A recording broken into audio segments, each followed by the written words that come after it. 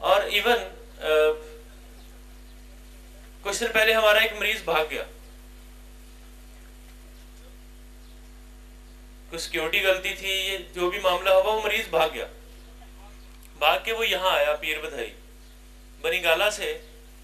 وہ بھاگا، اس نے ٹیکسی لی اور ٹیکسی والے کو کہا کہ وہاں چل کے پیسے دوں گا. یہاں آ کے اس کو پیسے نہیں دیے، دھکے دیے یا جو بھی کیا، لیکن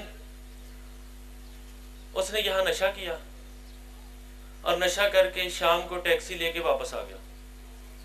اور آگے اس نے یہی کہا کہ جس طرح کا ماحول آپ فراہم کر رہے ہیں اس میں مجھے نشہ چھوڑ ہی دینا چاہیے، کیونکہ جس طرح کے ماحول میں جا کے میں نے نشہ کیا ہے وہ اس سے کہیں بھی میچ نہیں کرتا.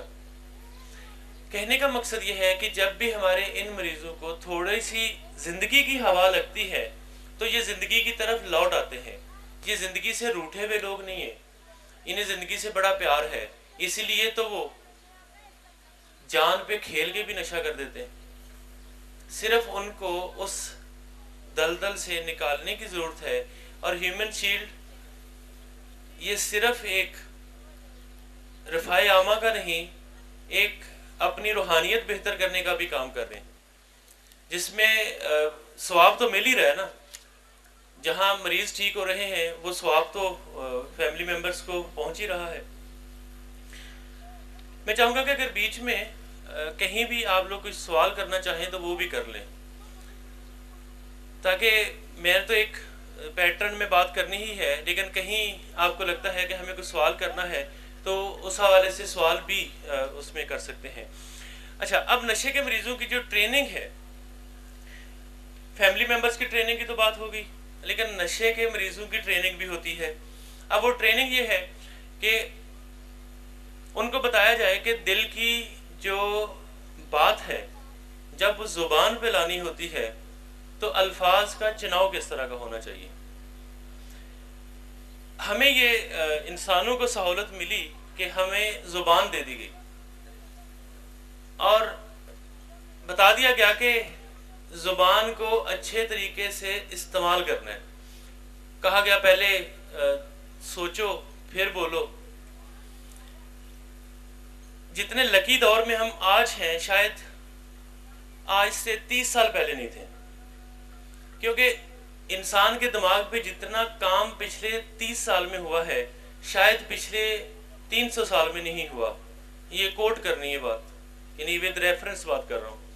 یعنی پچھلے 30 سال میں جتنا کام انسان کے دماغ پہ ہوا ہے اور ہیومن فنکشننگ پہ ہوا، برین فنکشننگ پہ ہوا ہے، شاید پچھلے 300 سال میں نہیں ہوا. سب کانشیس مائنڈ ہمارے پاس پہلے بھی تھا، سب کانشیس مائنڈ ہمارے پاس آج بھی ہے، لیکن سب کانشیس مائنڈ پہ جتنی ڈیولپمنٹ آج ہمیں ملتی ہے شاید 30 سال پہلے نہیں تھی. ہمارے جسم کا اگر کوئی سب سے مضبوط حصہ ڈھونڈیں ہم تو وہ ہمارا سب کانشیس مائنڈ ہے. جیسے جسم کا سب سے بڑا آرگن جو ہے وہ لیور نہیں ہے، وہ سکن ہے. وہ ہماری جلد جو ہے یہ سب سے بڑا آرگن ہے باڈی کا. تو ہمارے جسم کا سب سے پاورفل حصہ جو ہے وہ ہمارا سب کانشیس مائنڈ ہے. ہمارے پاس اللہ تعالیٰ نے 16 کیمیکل دیے ہمیں، یعنی نارملی ہم 16 کیمیکل پہ آپریٹ کرتے ہیں. ان میں جو سردار کیمیکل ہے وہ ڈوپامین ہے. تو ہر چیز کی رینکنگ ہے. اگر آج ہم کوئی ایک خبر آتی ہے تو اس خبر کی ویریفیکیشن کے بھی پروسیس ہے. آج اگر میں 100% شیورٹی سے یہ بات کہہ سکتا ہوں کہ ہم سب کو یہ پتا ہے کہ کالی بلی اگر آگے سے گزر جائے تو وہ اچھا نہیں ہوتا، یا کسی کو ایسا ہے کہ نہیں ہے. اگر جوتا الٹا پڑا ہوا ہو تو ہم سب کو یا ہم میں سے زیادہ تر لوگوں کو یہ لگے گا کہ وہ گناہ ہے. اگر ہم کوئی اس طرح کی اور چیزیں ہیں، یہ اس وقت ہمارے ذہن میں ڈال دی گئیں جب ہمارا ذہن پوری طرح میچور نہیں ہوا تھا. مثلا ہمارے بزرگوں نے ہمیں بتایا اس وقت جب ہم چھوٹے چھوٹے تھے ہمارا دماغ ویریفائی نہیں کر سکتا تھا، لیکن اب سائنس سب کانشیس مائنڈ کے ذریعے ان چیزوں کو، جو غلط چیزیں ہمارے پاس آ چکی ہیں، ان کو نکالنے کے راستے بتاتے ہیں. مثلا نشے کا مریض واپس ریہیبلیٹیشن میں کیوں چلا جاتا ہے؟ جاتا تو دماغ سے ہی ہے، جسم پیچھے پیچھے چل پڑتا ہے.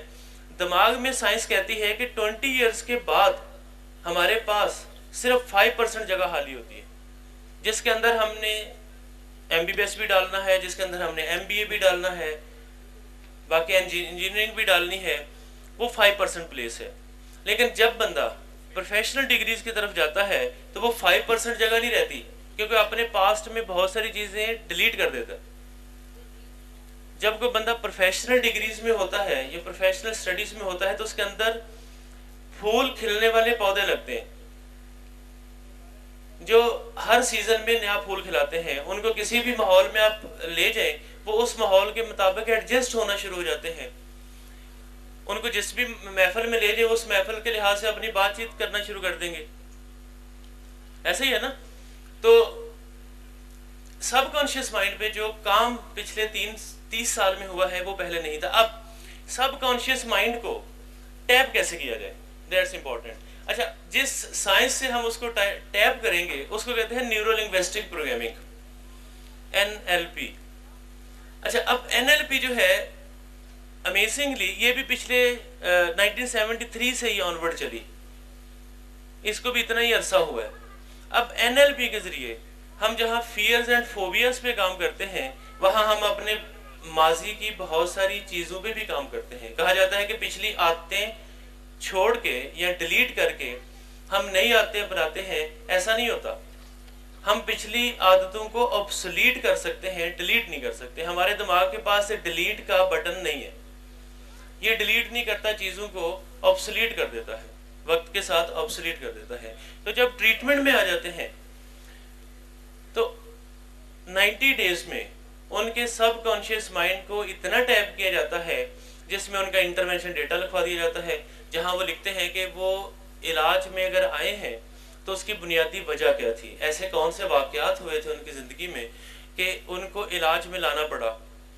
پھر فیملی ممبرز ان کا بتاتے ہیں جی آپ کی یہ وجہ تھی، اس وجہ سے بچہ آپ کا علاج کرانے کے لیے آپ کو ہاسپٹل لے کے آئے. پھر پیشنٹ جواب دیتا ہے واپسی میں کہ ان میں کون سی باتیں ٹھیک تھیں اور کون سی ٹھیک نہیں تھی، کیونکہ پیشنٹ کو بھی شروع میں پریم ساگر نے کہہ دیا تھا کہ ہم سب ایکول ہیں.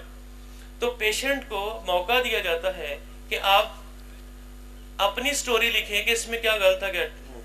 اچھا، پھر پیشنٹ کو یہ بتایا جاتا ہے کہ نشے سے پہلے کی زندگی اور نشے کے دوران اور نشے کے بعد کی زندگی جو ہے اس بارے میں لکھیں کہ پہلے کیسی تھی، نشے کے دوران کیسی زندگی تھی، اور یہاں سے جانے کے بعد کیسی زندگی ہوگی. تو تینوں زندگی کے فیزز وہ لکھتے ہیں، کیونکہ سب کانشیس مائنڈ کو ٹیپ کرنے کے لیے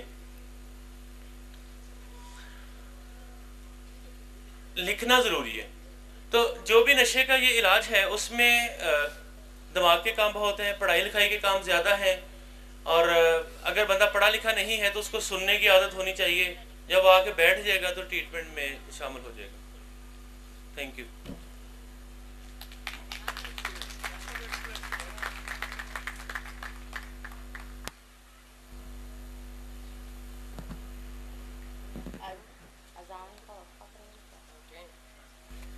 We are welcome to Mr. Won.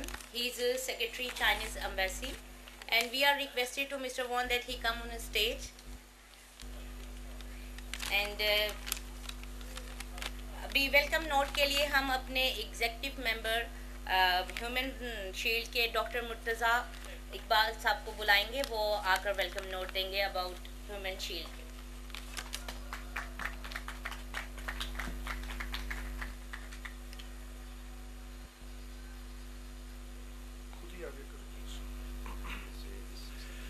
بسم اللہ الرحمن الرحیم. السلام علیکم. میرا خیال ہے کہ 2-3 تقریریں اتنی زیادہ علم والی تھیں کہ شاید سارے لوگ اداس سے بیٹھے ہوئے ہیں، علم زیادہ ہو گیا ہے کچھ. تو کیا میں محسوس کر سکتا ہوں کہ آپ لوگ جاگ رہے ہیں؟ میرا خیال آدھے لوگ جاگ رہے ہیں اور آدھے سو رہے ہیں. ذرا اذان سن لیں، آپ کو جگاتے ہیں سب کو. First of all, I will try to talk Mr. Won. Can we talk for some time, Mr. Won? will you please come and join our stage? You do not want to come over there?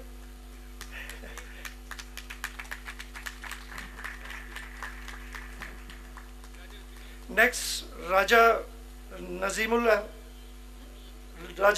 Amin sahab, please you too come over stage. And Dr. Talat sahab, इतने इल्म वाले आदमी हैं माशाल्लाह, आप नीचे बैठे कुछ ठीक नहीं लग रहे। आप भी स्टेज पे आ जाएं प्लीज। एबी खान साहब, फोन खत्म करके आप भी आ जाइए।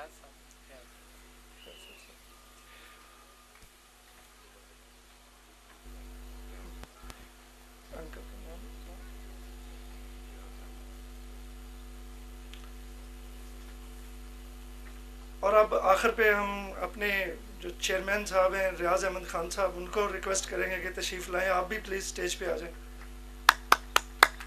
जी आप,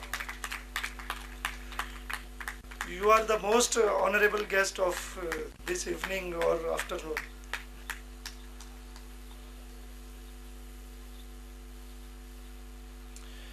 जी तो हम बात कर रहे थे कि क्या आप लोग जाग रहे हैं कि इल्म ज्यादा हो गया? जरा अगर जाग रहे हैं तो बोले यस, अगर नहीं जाग रहे तो ना बोले। जाग रहे हैं? ये तो सोने वाला यस है। जरा जोर से बोलो ना, जाग रहे हैं? ये भी नहीं है। जरा जोर से यार, जाग रहे हैं? हाँ, अब हुई ना बात। अभी जागते रहना है, सोना नहीं है। दुनिया में दो तरह के लोग आते हैं, वैसे तो बहुत तरह के लोग होते हैं, लेकिन जो हम दो कैटेगरीज में डिफाइन कर सकें, मेजर कैटेगरीज, उनमें दो तरह के लोग होते हैं। एक तो होते हैं जो नो बॉडी होते हैं, यानी नहीं होते हैं, और दूसरे होते हैं जो समबॉडी होते हैं, यानी बहुत कुछ होते हैं। तो आप नो बॉडी हैं या समबॉडी? नो बॉडी है या समबॉडी? हाँ, समबॉडी। तो समबॉडी कहने से नहीं होता, करने से होता है। ये जो लोग हमारे प्यारे प्यारे भाई नशा करते हैं, ये भी बहुत बड़ी समबॉडी होते हैं। जैसे डॉक्टर तलत साहब ने फरमाया कि ये अपने घर का सबसे ज़हीन बच्चा होता है, लेकिन नशे की तरफ चला जाता है। अगर उसको बेहतर